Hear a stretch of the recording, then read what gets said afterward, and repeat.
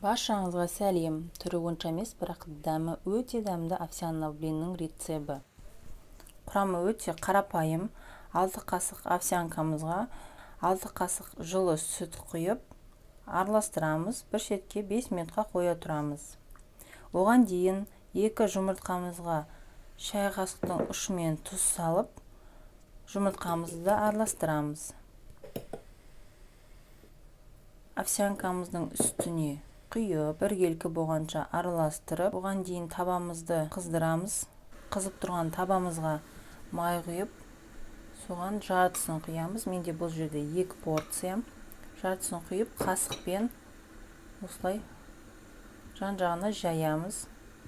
Қақпағын жауып, екінші беті біріккенше баяу отта сарғайғанша пісіріп аламыз.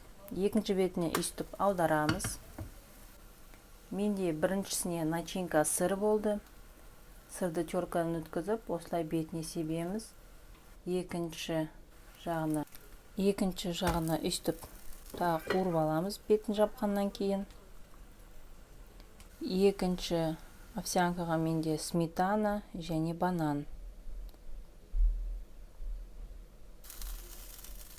Оны да дәл сондай шығарып аламыз. Өте оңай таңғы ас. Астарыңыз дәмді болсын.